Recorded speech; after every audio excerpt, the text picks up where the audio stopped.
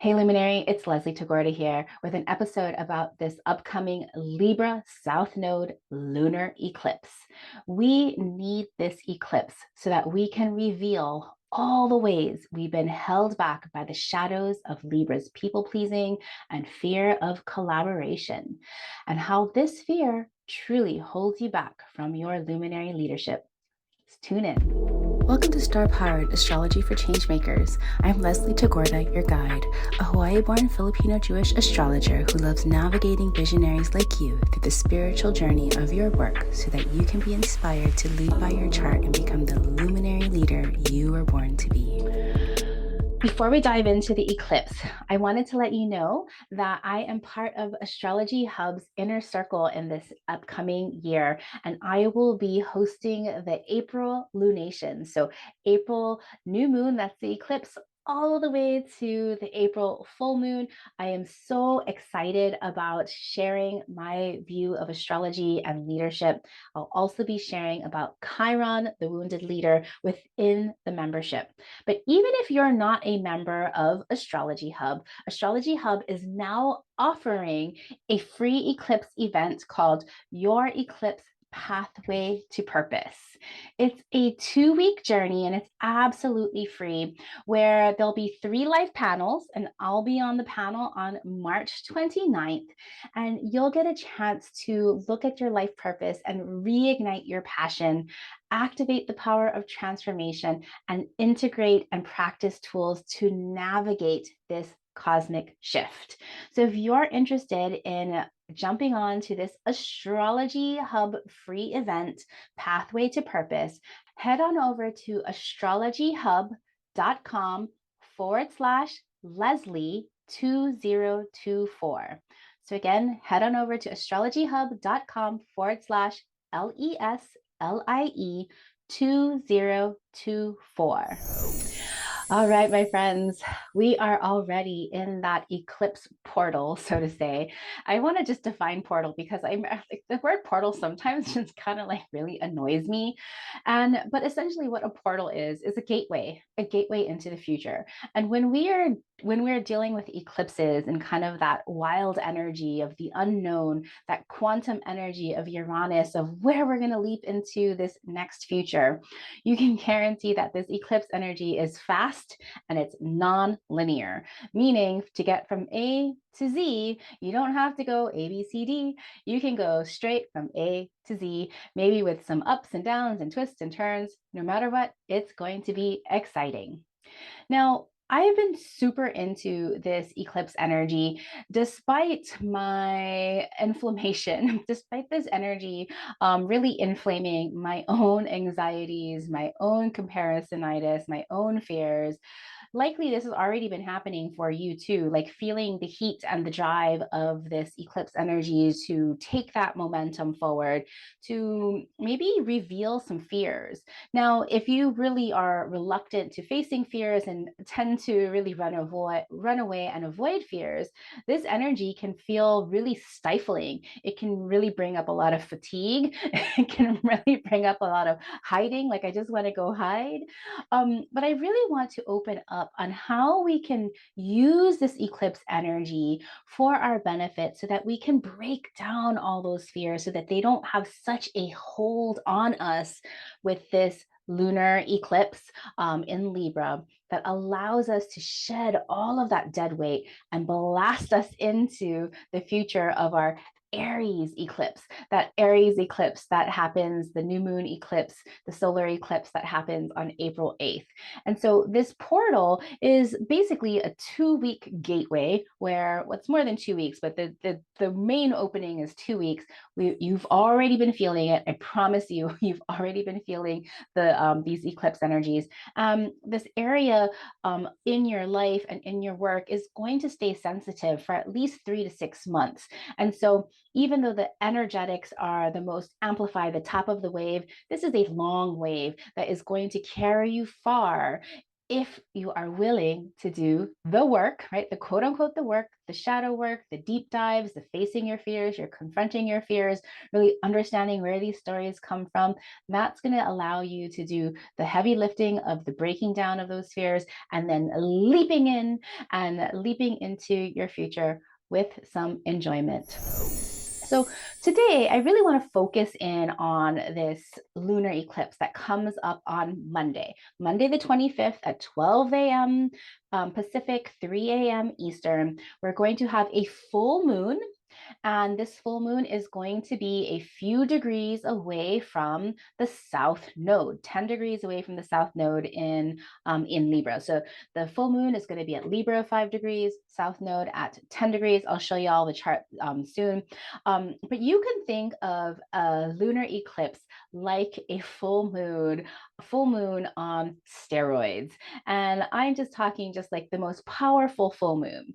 If generally when we're working with the phases of the moon and the full moon is able to illuminate everything that to give yourself emotional clarity, hence why our emotions rise high, why tides rise high, is because we have so much emotional clarity, that illumination of the sun shining its full light on that moon. We have this sense of, this is what I'm really feeling. This is what I truly want. This is what I don't want. Look, I already accomplished this. Let's celebrate this. That's how we intentionally work with that illumination release phase of the full moon. Well, when we have an eclipse, if the full moon is about illuminating, then the eclipse is about giving us an X-ray and being able to see the unseen. And so, how powerful is that? Now, as you're listening to this particular podcast episode, I hope that you listened to my most recent podcast episode, the one right before this, about Aries season and facing your fears, because that gave you a little bit of context in terms of why it's important to face your fears, how you can use your moon sign to really nourish yourself and feel emotionally secure so you can face the unknown, and also a little bit about the fears that hold you back from your luminary leadership. So make sure that you listen to that one. Today, I want to specifically talk about the shadows of Libra. Because we have this lunar eclipse in Libra conjunct the south node. It's a 10-degree conjunction, but that's what makes an eclipse. That's why it's a prenumbral eclipse and not one of those full red blood moons. Excuse me, having difficulty chatting today. But that south node is our collective past patterns, everything that we need to let go of, the habitual patterns that we can really get stuck in that just kind of keep us trapped in place instead of like breaking free and liberating ourselves and moving forward. And when we have these full moons that precede our new moons, this is such an amazing opportunity because we get to let go and really see all of the shadows that hold us back from what our true intentions are. And maybe our intentions need to shift and change. And yeah, we can do that when that next new moon comes up. And this time, that new moon eclipse conjunct the north node, conjunct Chiron. It's just an absolutely just wild chart. But that'll be the next episode. I want to focus here on this lunar eclipse. But when we talk about leadership and what it means to be a leader, whether you're a leader that is a hero or an educator or somebody who takes care of the emotional wellness of people, or maybe you are here to entertain or educate or inspire, whatever your form of leadership is, to be a leader means to speak your truth, to advocate, to be visible, to share what you have to offer so that people can find it. And there's so much visibility, and there's lots of different definitions of visibility. But what I truly mean about visibility is being visible in your most vulnerable, authentic self, all of your perceived flaws, all of your challenges, all of your strengths, the whole shebang.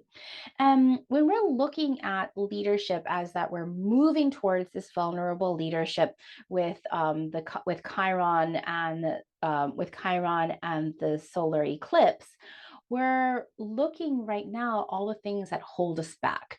And if that eclipse is in Aries, what's holding us back is Libra. Now, the shadows of Libra, right? We are super familiar with the shadows of people pleasing. But I really want to share like the significance of people pleasing. And before we go into that people pleasing, I also want to talk about some other shadows of Libra. Now, if you are to be a leader, it doesn't mean that you're not supposed to collaborate. It doesn't mean that you're not supposed to sometimes keep the peace or sometimes be diplomatic or sometimes like create compromise. But when we are always falling into that mode by default, we're never going to be able to realize our Aries potential. So it takes a lot of risk, it takes a lot of courage and bravery to break out of some of these shadows of Libra. Now, people pleasing, again, I'm going to go through a whole ton of things, how the shadows of people pleasing can really impact our leadership. But before we move into that people pleasing, I also want to talk about, the shadows of collaboration, the shadows of intimacy, and the shadows of bridge building. Because when we think of any, archetype, we have the highest vibration, the light vibration, as well as the lowest vibration. And each one of these exists on a spectrum and can go back and forth. So if we think about collaboration and all of the gifts of collaboration, in terms of a balanced partnership, doing things as a team, working together, having multiple perspectives, and building out these bridges so that we can all succeed in win-win situations, the shadow of that is being afraid to collaborate. And I was thinking a lot about this fear of collaboration. It speaks a lot to me specifically because I have my North Node in the seventh house, and it hasn't always been easy for me to collaborate. I've often felt scared about sharing my wisdom, that maybe somebody's going to steal my wisdom or take advantage of my wisdom. Or sometimes I've also been afraid of collaborating simply because I didn't feel enough as compared to that other person, really like inflaming my comparison-itis of like not being enough, being rejected, being abandoned. Oh, all of those fun things. But I've spent a lot of time thinking about this because I am tired of having these fears control my way of working and controlling just the amount of success that I can truly get into. So fear of collaborating, I wonder if any of that sparks for you, whether it's you're on the side of I don't feel like I'm good enough to collaborate with others, or maybe you feel like you're afraid of sharing your gifts with others for fear of somebody stealing your work. Whatever that is, get to the underneath the fear, the motivation and the why of the fear. See if you can dive down several layers to get to the heart and the root of those fears. Now, another shadow of Libra that's not necessarily a people-pleasing fear is the fear of intimacy. When we think about Libra and its love of one-on-one connection and that love of commitment and partnering, there needs to be this sense of intimacy, this sense of transparency, this sense of truth. And if we are ultimately afraid of commitment or afraid of intimacy, we're never going to be able to build those bonds of true relationship in our businesses, nor in our personal lives. And so you can also see that if you've been having a hard time, like if you've been really wanting to have a relationship, like a romantic relationship, and you have been having a really hard time, you can also see those patterns with, have you really been able to create those kinds of committed relationships, those trusting relationships in your work? Now, this fear of intimacy to me comes down to this place of vulnerability, not wanting to show our entire selves for fear of not being enough, or even just out of protection, because there might have been times where you haven't been safe to be vulnerable, that it really actually was seen as a weakness, especially if you've come from a controlling or an abusive childhood. Of course, that vulnerability, you've built walls around yourself for protection. But what are the costs of still holding on to those walls that don't allow you to create those true bonds and those emotional connections of intimacy and trust with the people that are deserving of your trust. Now, to collaborate, to be intimate with, to have a true balanced relationship takes not only vulnerability, it takes courage and it takes self-trust as well. Because not everybody is deserving of our trust. Not everybody is deserving of our respect or all of our want or collaboration. And one of the things that I've noticed with my clients who have a really difficult time trusting others, when I ask them about trusting others, almost 99% of the time, I have heard people say, well, I met this person and then I had these red flags, but then I didn't listen to my red flags and then I still worked with them and then they ended up betraying me. I was like, hold on a second. Did you hear how you overwrote your own red flags and still decided to work with them? So when we're thinking about trusting others, that trust first needs to come from within. Are you trusting yourself? Are you trusting your feelings? Are you trusting your intuition? Are you trusting your intuition enough to listen to those red flags? Are you trusting your body when your body is saying and your stomach is saying, no, no, that's not my person, not my opportunity? So, if this is you, I would get really curious about all the ways that you're hijacking your own intuition and not trusting yourself. So I want to get into the people pleasing, and then we're going to start to look at some of the astrology of this eclipse that is supporting why people pleasing is kind of really the main thing that this eclipse wants you to break down and break through. So actually, before I go into the people pleasing, let's take a look at the astrology of the eclipse. This lunar eclipse from San Francisco, where I live. So disregard the house placements because depending on where you live, the house drawings will be different for you. But I want you to notice this Pisces pileup, Saturn, Venus, Neptune, and then our Libra, our soul Libra, our Libra duo here at the moon and the south node. Now, this moon is, sitting right across the sun, and that's, of course, what causes the full moon. And then a lunation that's near a node creates an eclipse. Now, this particular Libra full moon is ruled by Venus. And Venus is in her sign of exaltation in Pisces, which makes her so compassionate, so empathetic. And when she has this ability to feel this deep connection, this deep empathy and deep compassion, she's able to create the deepest, most spiritual of connections. I feel it's so beautiful and so hopeful that the ruler of this eclipse is this beautiful Venus in Pisces because she is just in all of her glory when she is in Pisces. Um, Even though we are facing fear, to me, what Venus is saying is she's asking you to give yourself the love and the compassion and the empathy. And she's reminding you that to face your fears and to confront your fears takes so much courage.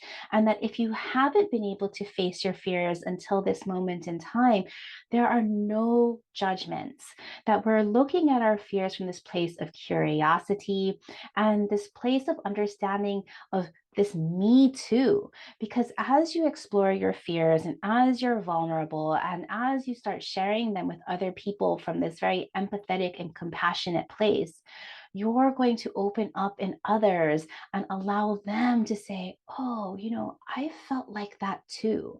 And when you can be the first and inspiring and opening other people up to share these vulnerable, sensitive parts of themselves, yes, my friend, this makes you a leader. And so Venus is saying, okay, my friend, don't judge yourself, love yourself, give yourself compassion, find others where you can share this empathetically, and really start to take a look at why at the time you had these fears, why did you need this fear for your protection? Okay. And do you still need this fear for protection? Because we all have these very different lives. And I realize that sometimes I talk from a place of privilege because I do live from a place of privilege. I'm super grateful that my life, my identity, my means and my meaning and my purpose are not under attack. And that is a huge privilege. But if you live a life where any of those needs are being threatened, you may still need protection. And there's different ways about understanding how can we find our safe places where we can let go of some of this armor, because when we're carrying around all this protection in our armor, it takes so many energetic resources that actually prevent us from doing the change making things. That's why things like poverty and war are so debilitating, not just in the destruction that it creates, but in the human energetics of needing to focus all your energies on survival and protection. And so Venus is saying, let's be compassionate. Let's have zero judgment for ourselves. Let's have zero judgment for others. Let's know our privilege. I just think that that's absolutely beautiful. And so Venus reminds you also, especially in Pisces, that you are meant to be here, that you were born for a reason, and that you are loved. You're always loved. And as we uncover this people pleasing, you're always loved, even when you don't agree with others. So, now how did I get to this people pleasing aspect? So, Venus is conjunct Saturn. And when I see Venus conjunct Saturn, the thing that comes to my mind is boundaries. And Venus is saying, how am I not setting boundaries, or how am I setting too many boundaries? What are the boundaries that I'm setting in my relationships and my connections with others? And because we're thinking about Aries and all the ways that we get stuck from showing up in our leadership, well, the shadows of Libra, the biggest shadows to me just go straight to people pleasing. Now, also, the sun in Aries, ruled by Mars in Pisces. So we have all of this Pisces energy. How can we activate on our shared compassion? There's just like this, even though this can be quote unquote a little bit of a scary eclipse season, I just find that all of this Pisces energy just makes everything so beautiful, interconnected, and that we are all in this together. Can you feel that? Now, one thing with the moon, the only other aspect that the moon is having besides to the sun, is also now a trine to Pluto. And so when we have a trine to Pluto, our empowerment, our inner power, our trust, our ability to take control of our own being, our own wellness, is now fully supported. And so what would this mean for you if you can really face all of the ways that you've been people pleasing and see them with so much clarity, see how the costs of how these fears have been holding you back and the long-term costs of being stuck in these patterns, and then start to open up the possibilities that if you can face these fears, when you can catch them, and instead of the old reaction to them, you can learn how to self-regulate and respond differently. What opportunities and benefits are waiting for you? And I guarantee you that as soon as you decide to do this work, you'll start to see the universe sending you opportunities and testing the water and say, hey, are you really wanting to do this work? Let me throw you a bone. Let's test the waters out. And you'll be tested. You'll be given these opportunities to really flex your muscles when you catch yourself in people pleasing opportunities, so that you can step into your visible leadership and truly make that difference. So let's take a look at how people pleasing might be impacting your leadership. And I'm going to save the Aries eclipse for our next podcast episode. So if you have questions for me about this upcoming Aries eclipse, make sure you find me on Instagram, send me a DM there, and I'm happy to grab those questions and answer your questions in my next episode. Okay, so people pleasing. It is super easy to fall into people pleasing. I feel like when I was sharing this list with my community, because we're doing a 10-day eclipse challenge to face our 10 biggest fears in leadership, that when I was going through all of these people pleasing tendencies in leadership, every single person raised their hand for every single one of them.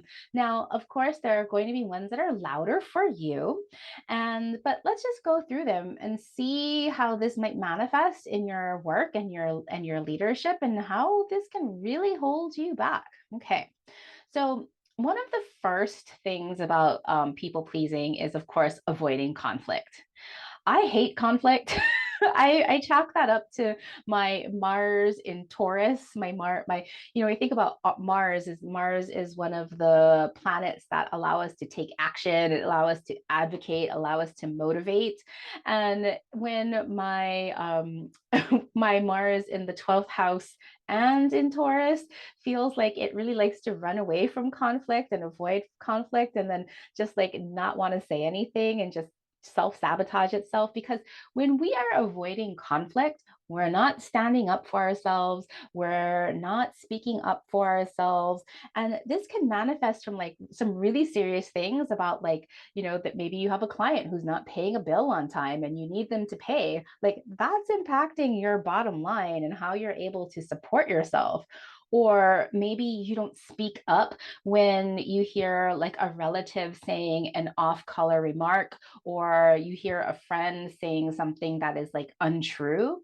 And so, what are you protecting when you are avoiding conflict? And how is avoiding that conflict really hurting your ability to lead and your bottom line? Okay. So, number one, avoiding of conflict. Similar to avoiding of conflict is the fear of criticism or disapproval. Like, am I going to say something right? Am I going to do something wrong? Am I allowed to say something? And criticism can come in all kinds of ways, like the death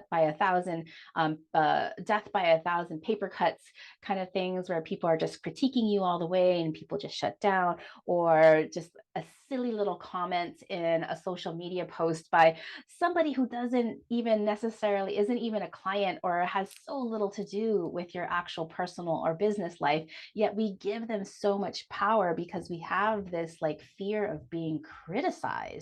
And so, how has the fear of criticism stopped you from maybe saying something important or doing something important or being seen? And what has been that long-term cost?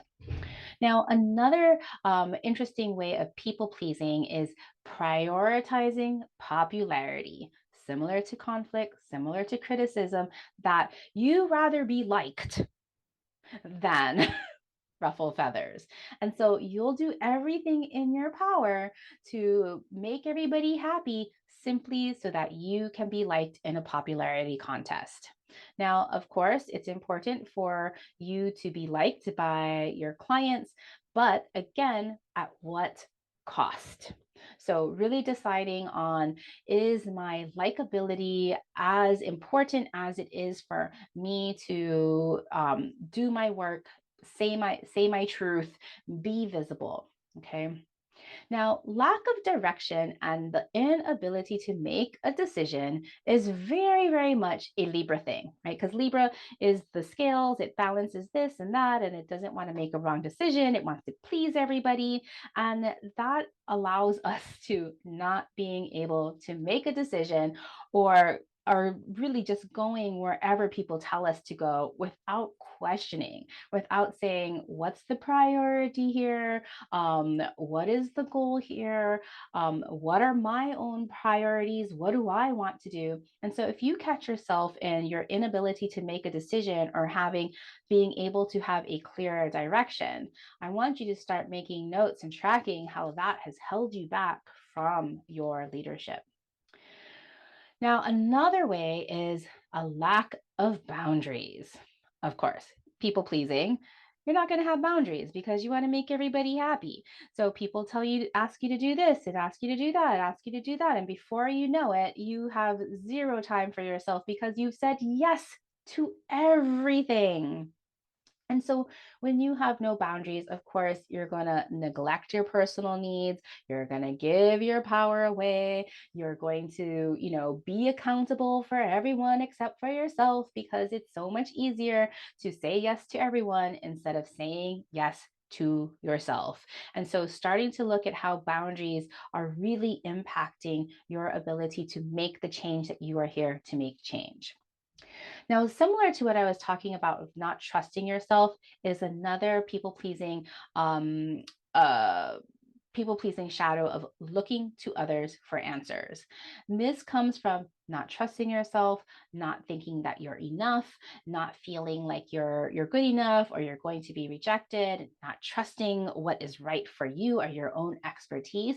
And so you start going outwards and you start searching the internet or looking for experts in the field, forgetting that you are an expert in your field. And so notice how always deferring to others for answers not only is giving away your agency, but is preventing you from being that expert.